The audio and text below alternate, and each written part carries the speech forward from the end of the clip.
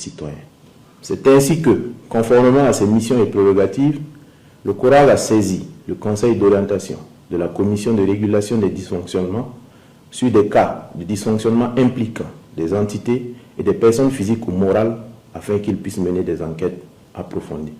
Ainsi, dans la période de décembre 2024 à août 2025, soit en l'espace de 9 mois, sur dénonciation anonyme et autosaisine, les membres du comité d'orientation de la CRD ont investigué sur une centaine de dossiers enrôlés qui connaissent à ce jour des fortunes diverses. Les procès-verbaux des différentes sessions de travail du comité d'orientation de la CRD révèlent plusieurs cas répréhensibles dont les plus illustratifs sont les dossiers de corruption et actes assimilés, les demandes de réparation d'injustice, d'abus de pouvoir et de licenciement abusif, les dossiers de faux et usage de faux, en l'occurrence la falsification de documents, des actes administratifs et judiciaires, des dossiers de détournement de biens publics ou de vol de matériel et bien d'autres mauvaises pratiques dans l'administration publique.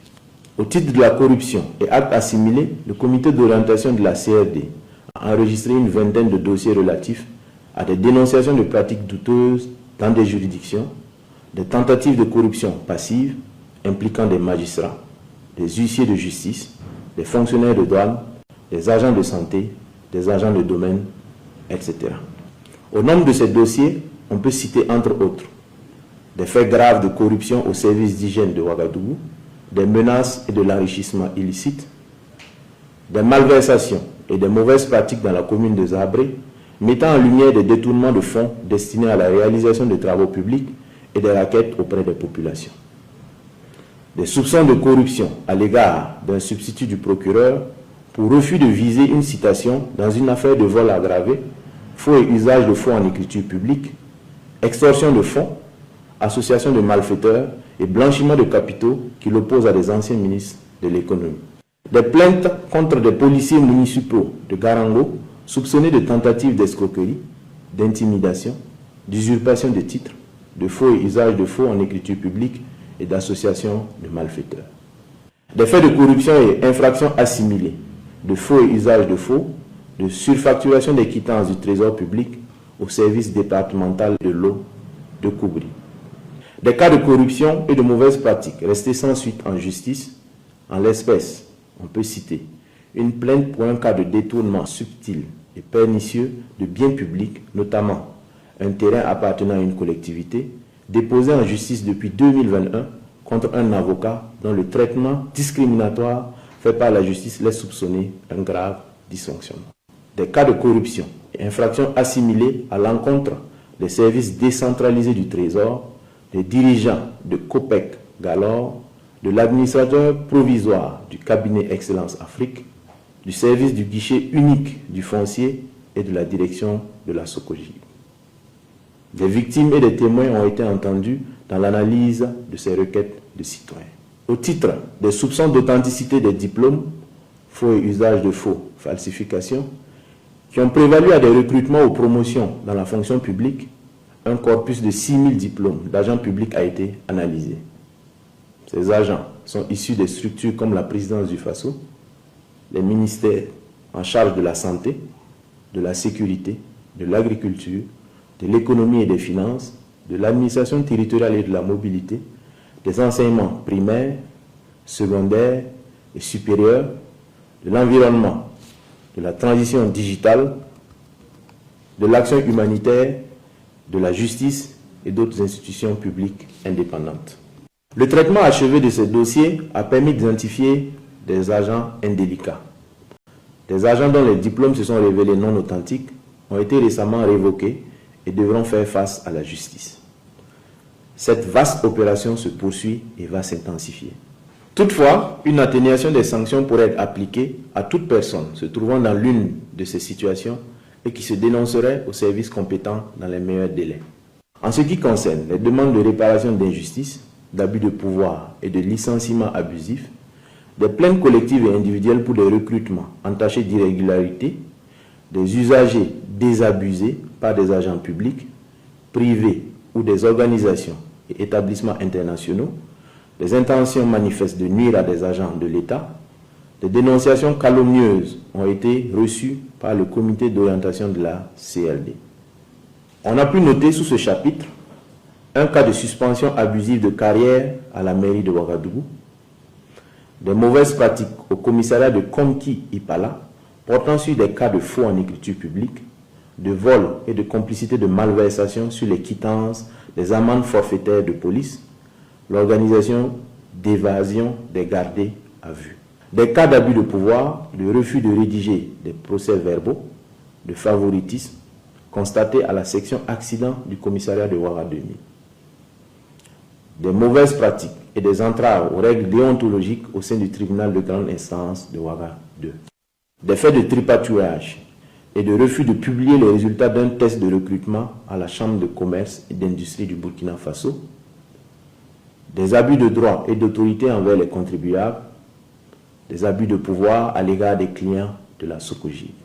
Quant au détournement de biens publics ou de vol de matériel, des mauvaises pratiques dans l'administration publique, ils vont des spoliations des kits pharmaceutiques, de matériel d'hospitalisation dans les centres de santé, au harcèlement sexuel dans nos administrations et autres fautes professionnelles non sanctionnées par laxisme. Les cas les plus emblématiques sont un changement de destination de vivre destiné aux déplacés du camp Goudébo de Dori vers le service de restauration du centre hospitalier régional de Dori, révélant ainsi une complicité entre des agents du CHR de Dori, le fournisseur du restaurant du dit CHR et des agents du programme alimentaire mondial. Des cas d'affectation arbitraire pour dénonciation, des détournements de vivres et un blocage d'activités pédagogiques par les responsables en charge de l'éducation du Sahel.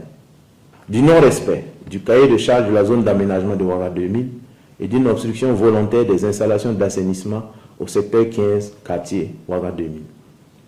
On peut soupçonner un dysfonctionnement de l'administration communale dans le traitement de ce dossier. Comme d'habitude, le traitement de ces dossiers suit une méthodologie très rigoureuse. Des sanctions administratives et judiciaires seront conséquemment appliquées au bout du processus. À la lumière de ces faits, qui dénotent, à n'en pas douter, de l'ampleur de ces mauvaises pratiques tantôt énumérées, nous invitons tous les citoyens et citoyennes burkinabés, travailleurs du public ou du privé, à signaler toute forme de dysfonctionnement auprès des services compétents ou en appelant le Centre national d'appel en composant le 199. Ces faits, qui sont loin d'être isolés, entachent sérieusement l'image de marque et la respectabilité de nos administrations. Ils sont préjudiciables aux services rendus aux populations qui souffrent déjà de l'impact du terrorisme déguisé sous plusieurs formes. La société vertueuse dont nous rêvons pour nous et pour nos enfants devra être caractérisée par l'intégrité, la probité, la solidarité, la responsabilité, le respect des institutions et l'amour de la patrie, tel que prôné par le camarade président du Faso, chef de l'État, le capitaine Ibrahim Traoré. Le CORAG invite les citoyens à rester vigilants et à faire échec aux manipulations qui pourraient découler de cette lutte constante contre la corruption et les mauvaises pratiques, notamment de la part d'individus qui perdront leurs privilèges ou avantages éventuels dans le traitement de ces dossiers ou qui pourraient en être impactés d'une manière ou d'une autre. Ensemble, œuvrons à la construction d'une société burkinabé digne, intègre, juste, prospère et souveraine. La patrie ou la mort, nous vaincrons. Je vous remercie. Merci à vous qui nous avez suivis. Excellente suite de programmes sur les antennes de la télévision du Burkina. À demain.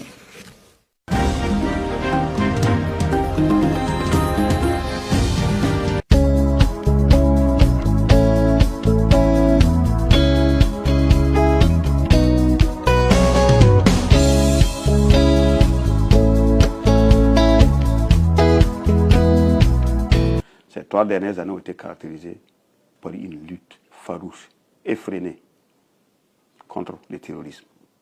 Cette révolution s'est manifestée à travers la restructuration et la forme administrative des forces armées nationales, l'accroissement des effectifs, l'équipement et la modernisation des forces armées nationales, le renforcement des capacités en matière de formation et autres mesures sociales incitatives pour booster le moral des troupes. Pour ce qui concerne la restructuration et la réforme administrative des